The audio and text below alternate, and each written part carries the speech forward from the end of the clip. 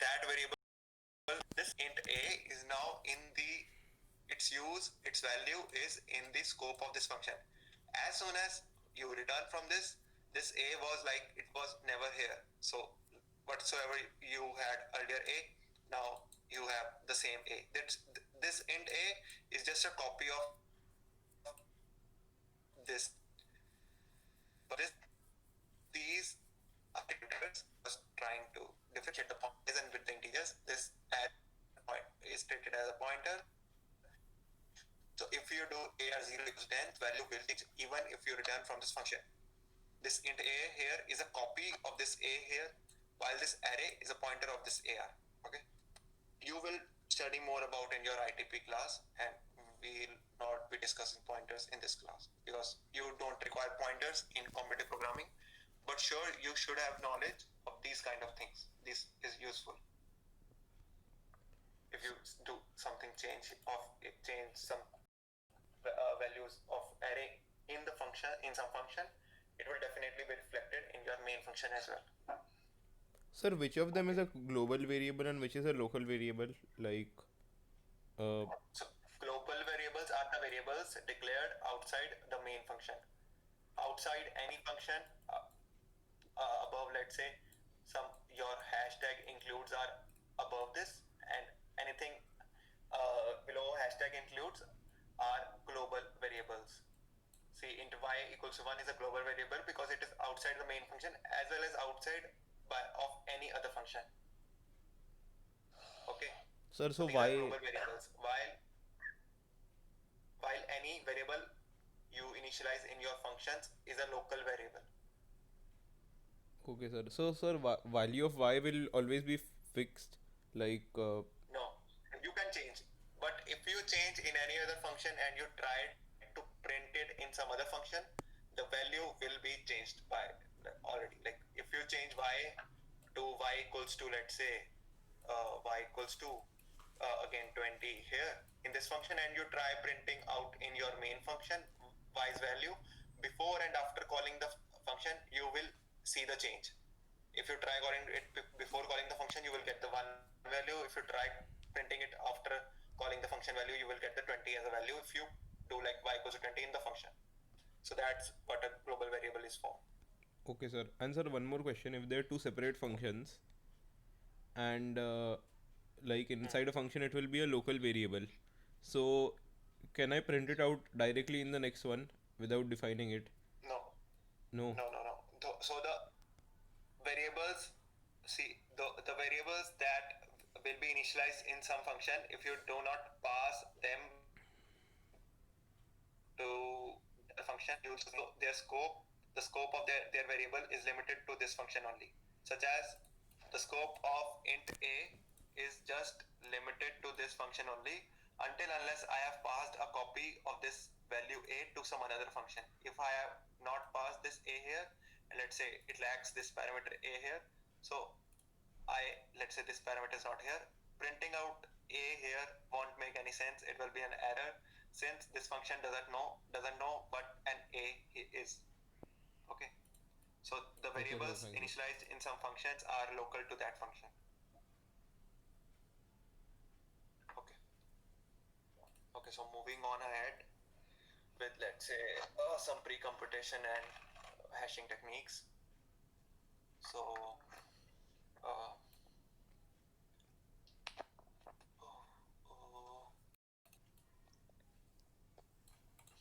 okay, so let's say we discuss about time complexity and everything.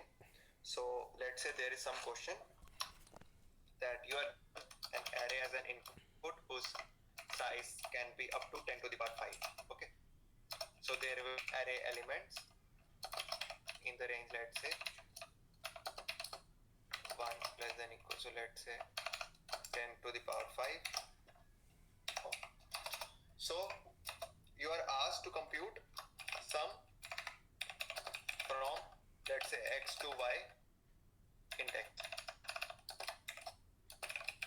This is the range. Let's say an array of 5, 1, 2, 3, 4, 5 is given to you. Okay. And then x is given to you as 2, and let's say y is given to as, let's say, 4. So let's say, so this is as 0 based only. By 0 based I mean like I am taking first index as 0 only, as we take in an array. So this is 1, this is 2, this is 3, this is 4. So it will be sum from 2 to 4 including both indexes, 3 plus 4 plus 5. So this is 12. So you will have to return this thing. You'll have to print this thing. Okay. So Sir, wait, sir. How 3 plus 4 plus 5? Like, what did you do? From x to y means 2, 3, and 4, no? sum 2. I am taking index as 0 based. So this is 0 based. I am not taking from number 2 to 4. I am taking from index. I have written an index with 0 based indexing. So 0 based indexing is first number is counted as 0th index. So second is, this is first index, then third, the 3 number is the second index. Is it clear? Yes, sir. And sir, what is this? Like, 1, 2, 3, 4, 5 is a random number. Like, it is. Like, is it linked with the above code, like ARRI between 1 and 10 to the power 5? No. Yeah. Obviously, this is the whole question. The question is, you will be given an n that will denote the size of the array. Then those array elements will be in the range 1 to 10 to the power 5. That is the range. They may be randomly distributed. Now you will be given again two numbers, x and y, and you have to compute sum from x to y index, xth index to yth index and we are considering 0 based indexing. So this is the array and this is the x and y. So you will have to return 3 plus 5, which is the 12. Is it clear now? Yes, sir. Clear. And sir, what That is is this? the Just question. 5? That is a program. Okay. What? This only 5 is there. What is that then? That is another number. Only 5. Like, there is 5 and there is 1, 2, 3, 4, 5. Only 5 above it. Above 1, 2, 3, 4, 5, there is only 5. No? 5 is the size of the array. 5 is the size of the array. Like I am saying, n will be, how will you know how many numbers are going to be the input? 5 is the size of the array. 1, 2, 3, 4, 5 are the 5 elements of the array. Starting from 1, it is the 0th index. Okay, sir. Fully clear now? understood. Yes, sir. Thank you, sir. Okay, so this. Sir, like 0 based, there will be 1 to like that also, sir. Or only universally we will take 0 based. See, so in your array stores doing the 0 based indexing, it depends upon, now the question comes like we want a sum from xth index to yth index. They will specify, is it 0 based indexing or is it 1 based indexing? So if they take 1 based indexing, so their x equals to 1 will be yours 0. If they start from, like if it is 1 based indexing, so if they want to take, let's say, sum 1 to n, so for you it will be sum from 0 to n minus 1. So but for now we are considering the same indexing as our array. So this is like 0 based indexing. Okay. So this is the question. Like, can anyone tell me how to solve this question? It's a simple for loop.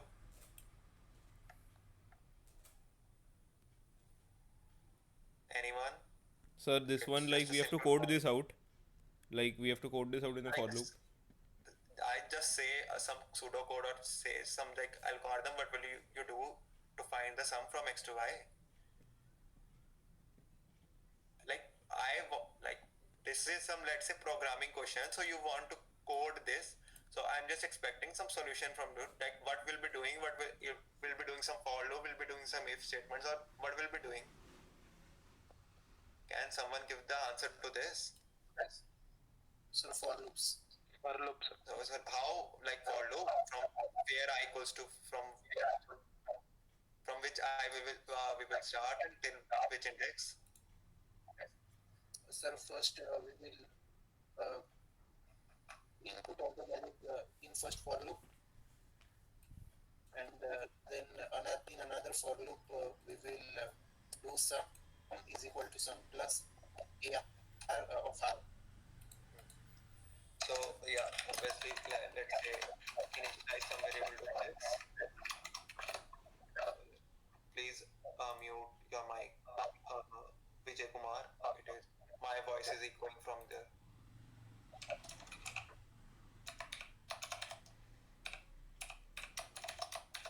just answer plus equals to ARI. So this is your answer. Okay. So now just tell me what is the time complexity of this code. X and Y can range, let's say 1 is less than equal to X less than equal to Y, sorry 0 till n minus 1. This can be their range. So by time complexity we actually just tell the worst time complexity, like in worst case how many max, like worst case mean the maximum number of iterations which our code will be taking. So in the worst case, what will be the time complexity of our code? Can anyone tell? What will be the time complexity of this for loop? Both X and Y are variables. So in the worst case, maximum number of iterations. What will be the N maximum only, number no? of iterations? N, sir. N. N. Yes, because like in the worst case, what would happen that X is 0 and Y is n minus 1. So like we'll have to traverse whole of the array. So its time complexity is of n. Okay, in the worst case. So Sir, in now best let's case it's consider, just one, no? yeah, In the best case only one iteration, no? Like, best case it's 1. sir, But generally we talk only about worst cases because the the setter of the problem is generally smarter than us we guys who code. So generally it's like there are always the worst cases in the like your inputs in the inputs that like when you submit some question. So when there are like several of inputs, so most of the time there are worst cases only. There won't be cases like X equals to Y, like it will be very rare. So most of the time it will be those cases that takes the so that you have to traverse whole of the array. Okay, yes, sir. so let's just move to some further thing. Let's say now I'm changing the question. That question remains the same. Like Sir, if X equal to 0, we will get N plus 1, no, sir. see, number of iterations doesn't depend. I already told you, even if it's n plus 1 or is it n minus 1, these all are nothing but of n, big O n. A plus 1 to the n, like 10 to the power 5 plus 1, does it matter to the value of 10 to the power 5? Like 1 0 0 0 0 and just like you are adding 1, it won't even matter. So that's why this is a proportionality thing. So something like proportionality to n or n plus 1 or n minus 1 remains the same thing. It is big O n. Okay. So even if there are n plus 1 iterations here, it doesn't matter. So now let's move to the let's say again the question is same till this part. Let's say you have n, then an array comes whose like n is of the size 10 to the power 5. So now after that, let's say few queries come and there may be up to 10 to the power 5, and in query 2 integers will come x and y, and you have to compute again sum from x to y indexes. Okay, so let's say the input will be in this format. One second. So let's say you give n equals to 5, array equals to 1 2 3 4 5, then you have queries as let's say 2, let's say 3. So the first query is x equals to 1 to y equals to 2, let's say x equals to 3 to y equals to 4, and let's say x equals to 1 to y equals to 5, 0 to 5, 0 to 4. So this will be the input. Obviously n equals to this won't be written, only 5 would be written. So this is your input. Okay, so how can we do this?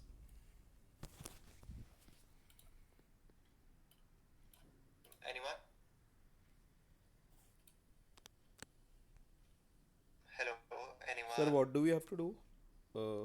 I didn't understand the question. Like we just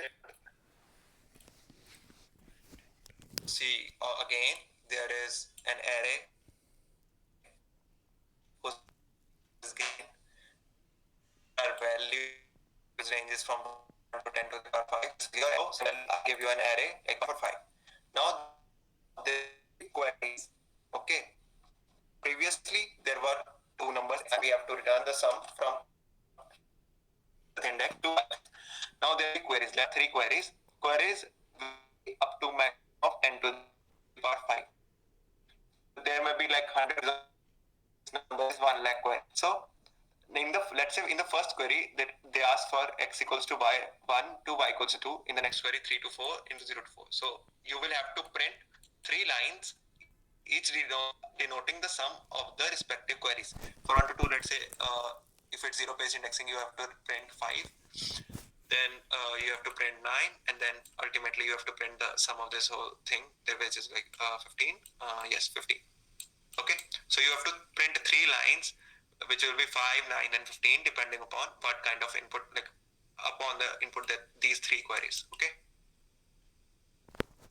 Okay, and sir, Now we you have to understood the question? get all 3 in one shot.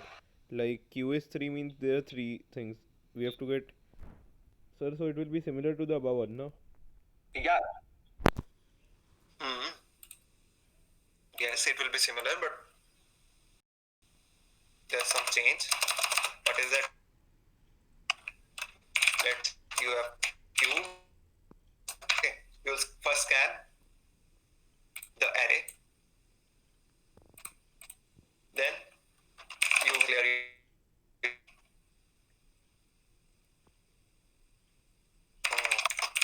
Then do this. Let's say.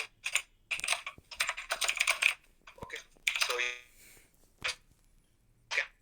and your array. Now you will take as a, so you can actually like for each query either you can like take a for loop and do like for to I less than q, or you can directly take like while q minus minus. Also the same for loop. Now you take int and y, say int x and y, and you take an answer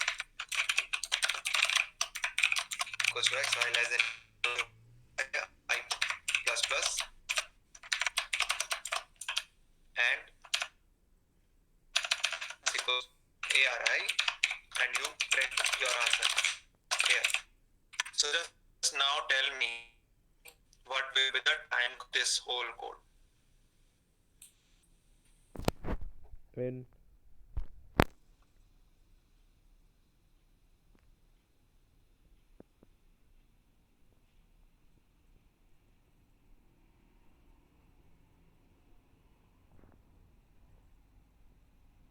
Fastly done.